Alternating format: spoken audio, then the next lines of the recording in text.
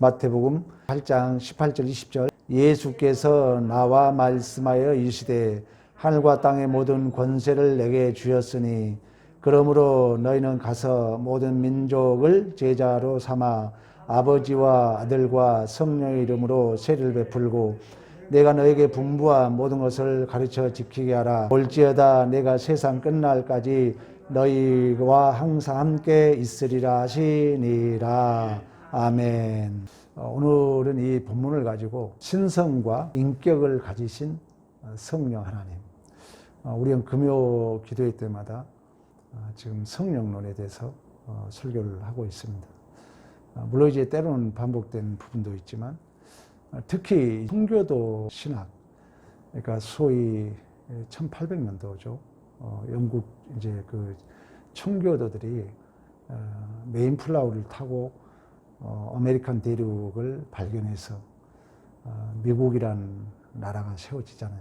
근데 그 당시에 신학자이고 목회자이신 존 오웬 목사가 개혁주의 성령론이라는 이제 책을 썼는데 그걸 참고로 해가지고 왜냐면 성령론은 우리 장로교에서는 조심조심했어요. 이게 잘못하면은 또 이게 신비적으로 오바로 흐를까 봐서 그래서 저도 조심스럽게 그러한 그 청교도 시대의 존 오웬 신학자 목사의 개혁주의 성령론을 근거해서 또 제가 배운 신학적인 백그라운드를 근거해서 크게 빗나가지 않도록 성령론에 대해서 지금 말씀을 나누고 있습니다. 이 존 오웬 목사가 이런 얘기를 해요. 물론 우리나라 개혁주의 신학자 중에 김홍전 박사도 성령을 성신, 옛날에 우리가 성신이여 이런 찬양도 많이 했잖아요. 근데 오늘 이제 공과에서는 성부, 성자, 성령 하나님은 똑같은 존재, 삼위일체적인 내용입니다만 존재 방식이 똑같은 존재, 똑같은 권위, 그리고 똑같은 하나님으로서 인성과 신성을 가지고 계신다는 거예요. 성령 하나님도. 물론 그냥 하나님이라 해도 좋아요. 그래서 김홍전 박사는 성신하고 했던 거죠. 그러나 여러분들이 자주 입에서 이 하나님이 자주 주어로 등장하면 그 사람은 변합니다. 교회에도 설교가 하나님이 자꾸 주어가 되도록 설교가 되면 교회는 바르게 가게 돼 있어요. 그래서 우리가 특히 이 금요 기도를 통하여 성령 하나님은 존재 방식에 있어서 성부, 성자, 성령 하나님은 동등한 권능을 가지고 인성과 신성을 가지신 하나님 자신이다. 이렇게 얘기하는 거예요. 특히 오늘 이제 그 본문을 존 오웬 목사는 그 토로 달았어요. 즉, 아버지와 아들과 성령의 이름은 우리의 신앙의 대상이며 순종의 대상이신 하나님이라는 거예요. 그러니까 우리가 자꾸만 하나님, 성령도 이 시간 우리 역사하기 때문에 하늘에서 파견된 보혜사라는 것은 파라클레토스 헬라어로 곁에 계신다. 위로자, 돕는 자라는 뜻을 가지고 있어요. 신적 확증으로, 신적 보증으로 실제적이고 대표적이고 주도적이고 원동력이 되어주신다. 이건 좀 여러분 좀 뭐 할지 모르겠잖아요. 애우라 그랬어요. 제가 주문처럼 오직하면. 왜? 여전히 지금은 성령이 대표적으로 역사하기 때문에 성령이 주도적으로, 성령이 내 존재를, 성령이 우리 가정을, 성령 우리의 자녀들을, 성령을 이 존 오웬 목사는 동등하게 섬기라는 거예요. 맨날 하나님 아버지 하듯이. 그래서 오늘 본문에도 아버지와 아들과 성령의 이름으로 세례를 베풀어라. 그러니까 성부, 성자, 성령의 이름으로 세례를 받는다는 것은 그 성부, 성자, 성령 하나님의 권위를 동일하게 굴복하라는 거예요. 그러니까 성부 아버지에게, 성자 예수에게, 성령 하나님에게도 동일하게 그 권위에 우리가 굴복해야 된다는 거예요. 성부, 성자, 성령으로 우리가 세례를 받았잖아요. 그렇다면은 여러분들이 성령의 존재를 인정하고 그 성령께도 동등한 그 성령의 권위 앞에도 우리가 굴복해야 될 줄로 믿습니다. 그리고 성부 이름, 성부 하나님, 성자 예수 그리스도 이 성령의 이름을 동일하게 고백하라는 거예요. 그래서 우리가 축도할 때도 성부와 성자와 성령의 이름으로 우리 축도를 하잖아요. 예수 그리스도의 은혜와 아버지의 사랑과 성령의 교통 충만을 하게 할 것이라 말씀하신 것처럼. 그리고 이 존 오웬 그 목사는 성부, 성자, 성령 하나님을 동일하게 섬기라고 그럽니다. 그런데 우리는 사실 특히 우리 장로교는 성령 하나님에 대한 얘기는 잘 안 하거든요. 물론 우리가 본질이 영으로 한 분이니까 김홍전 박사가 성신 하는 것처럼 하나님이라 해도 돼요. 그러나 우리가 좀 더 신학적 수로로 전문적으로 얘기하자면 성령 하나님도 동일하게 섬기라는 거예요.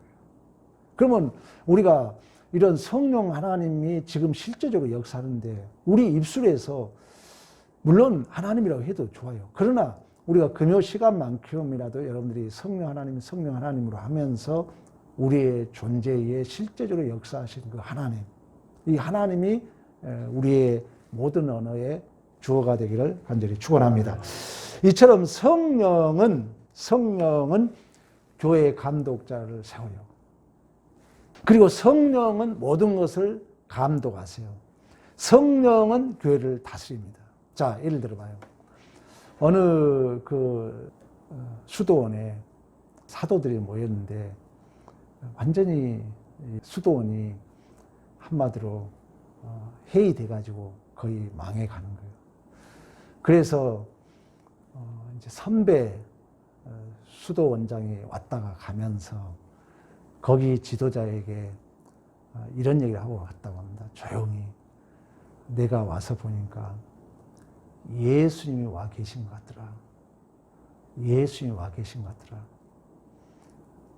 그러면서 누구라고 얘기를 하지 않은 거예요. 그리고 이제 그 말만 하고 갔다고 그러잖아요. 그래서 이제 남은 이제 그 말을 들었던 분이 야, 우리 중에 예수님이 와 계신다더라. 그걸 믿고 그 말을 한순간부터 그 수도원이 변했다고 그러잖아요.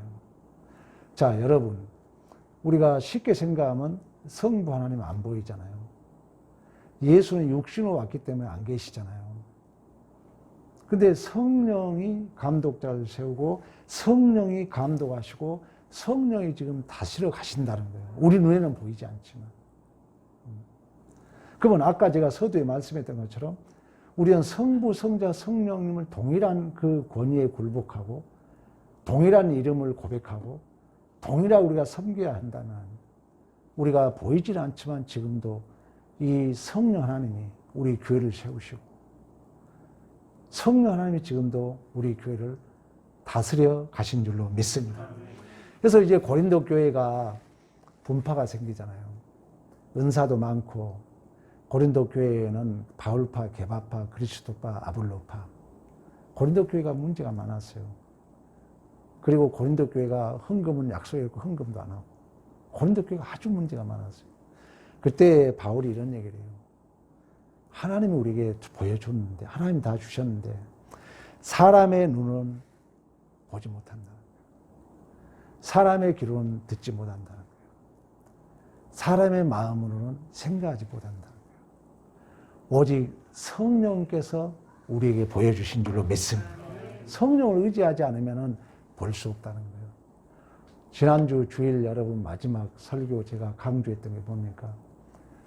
하나님의 영광이 구름 위에 불기둥으로 역사하심을 이스라엘 백성들 눈으로 보았다고 그래요. 그러면 지금 우리가 교회 생활을 하면서 여러분들이 하나님을 볼 수 있어야 됩니다. 성령으로. 우리 가정에 하나님이 정말 지금 역사의 관계 보여야 돼요. 긍정적인 일이든 부정적인 일을 볼 때, 이건 하나님이 뭔가 간섭하고 있구나. 이게 보여야 된다니까요. 그때 역사하는 거예요, 성령이. 믿음은 믿지 않으면 성령이 역사하지 않거든요. 성령이 지금도 다스립니다. 성령이 모든 교회를 세우시고 여러분 가정을 세우시고 여러분 존재와 인생을 다스려 가신 줄로 믿습니다. 그리고 성령은 모든 것을 분별하고 모든 것을 심판합니다. 성령이 하나님의 깊은 것까지도 통달한다 그래요. 하나님의 영이 아무것도 알 수 없다고 그래요. 여러분, 그런 얘기 있잖아요. 지혜라는 것은 지향성이 있다 그랬잖아요. 하마르티아, 관역에서 벗었다는. 그럼 이 지향성이, 내가 지금은 어떤 사람이 어떤 예를 들면 사울처럼 스데반을 죽이는 위치에 있을 수 있다는 거예요. 지금은 다윗처럼 밧세바를 범한 위치에 있을 수 있다는 거예요. 그렇다면 지금은 하나님을 보는 관역에서 벗어났으니까 죄죠. 그러나 카이로스로 보면은 시간은 하나의 둘이에요. 하나잖아요.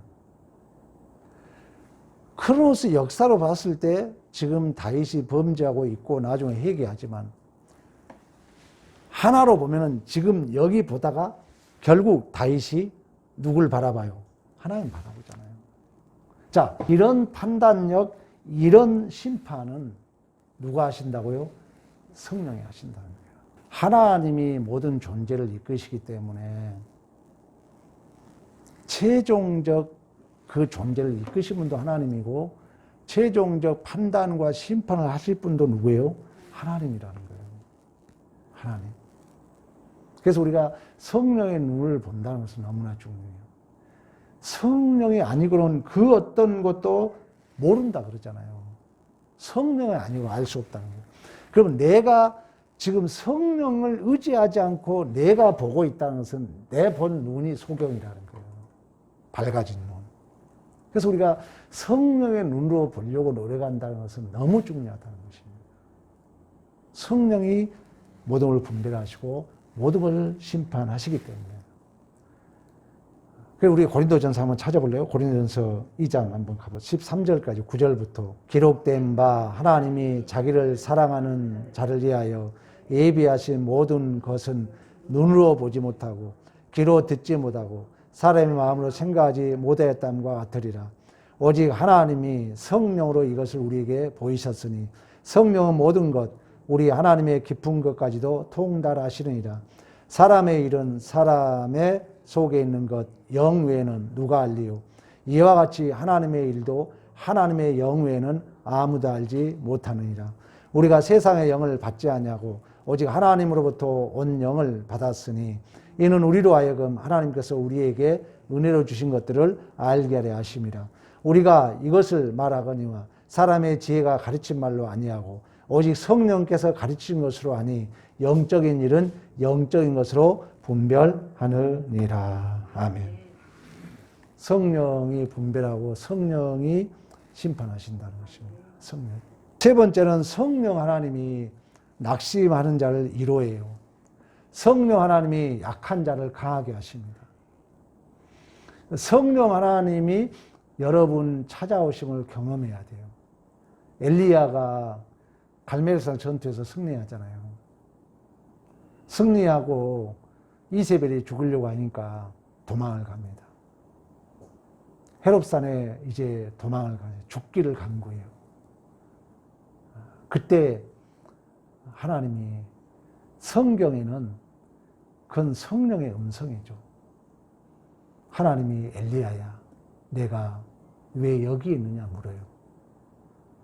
그리고 낙심하고 절망했던 그 엘리야를 위로해 줍니다.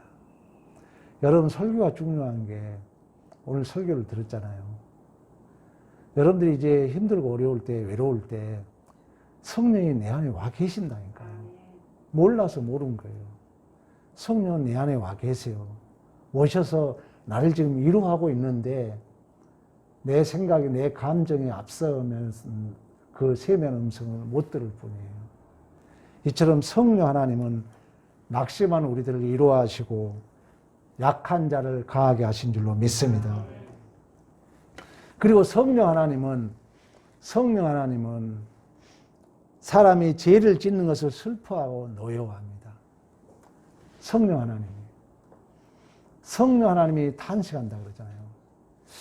우리가 그 아나니아와 삽비라 사도행전의 얘기를 많이 하잖아요. 물론 이제 대상은 베드로와 아나니아, 삽비라예요. 왜? 베드로가 그때 당시 사도였기 때문에. 사도들의 행전이잖아요. 근데 베드로가 아나니아하고 삽비라하고 대화할 때 뭘 하냐면, 야, 너가 왜 나를 속였냐 하지 않아요.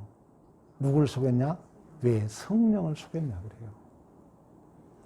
그러니까 성령은 우리 안에서 여러분 죄 짓는 것을 슬퍼하고 성령이 노여합니다. 성령이 탄식을 해요. 자, 이런 것들이 이제 믿어지면 우리 존재는 변하죠. 믿음을 저는 새벽마다 믿음 달라고 제 자신도 믿음을 달라 기도하거든요. 마틴 루터가 1517년입니까? 갑자기 기억이 연도가. 마틴 루터가 종교 개혁을 하려고 95개 조항을 가지고 위텐베르크 신부의 그 심부름을 자주 이제 다니다가 그 중세 교회의 부패함을 보게 됩니다. 그래서 내 행위로 어떻게 믿음을 얻어보려고 그 95개 조항을 그 위텐베르크 성이 이 계단이 높아요. 무릎으로 그 계단을 올라갑니다.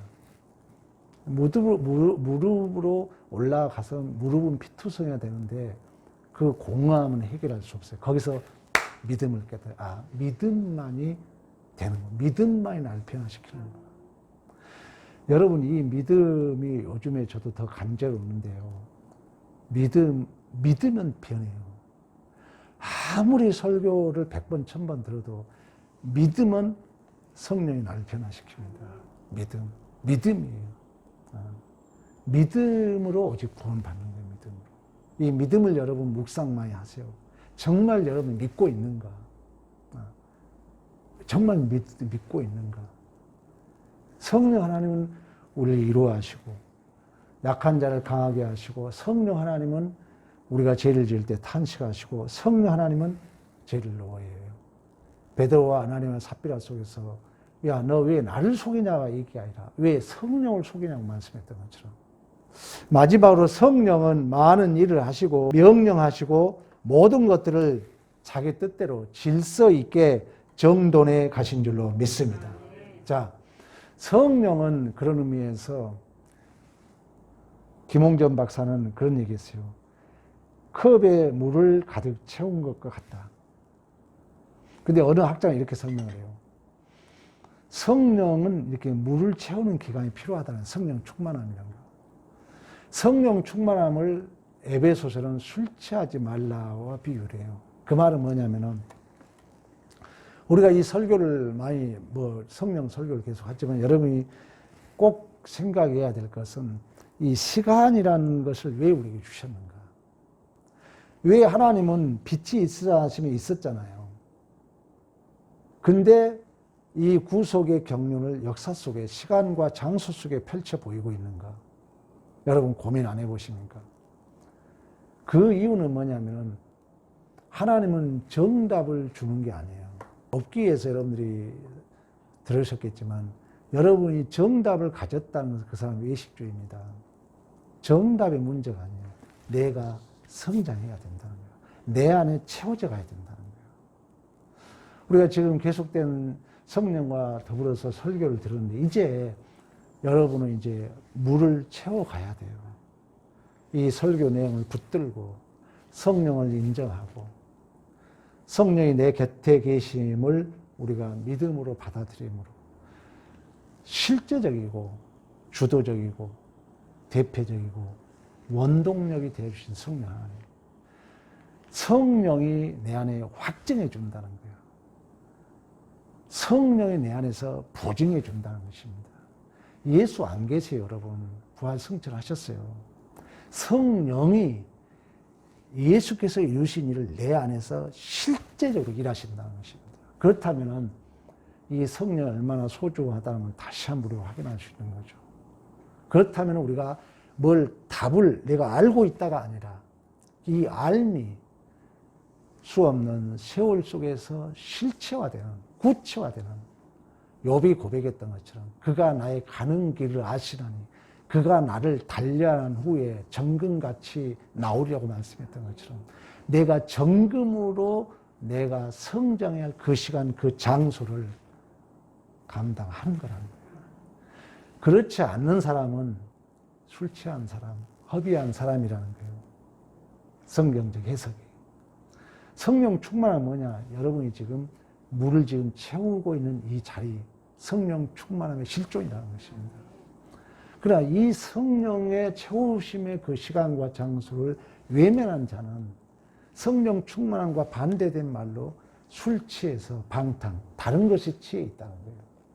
그래서 여러분들이 이 금요기도의 성령 충만함과 학교 속에서 이 설교 들으면서 다시금 또 반복하겠지만 이러한 내용들이 실제적으로 내 안에 채워져 감을 경험하는 믿음의 승리가 있기를 간절히 축원합니다.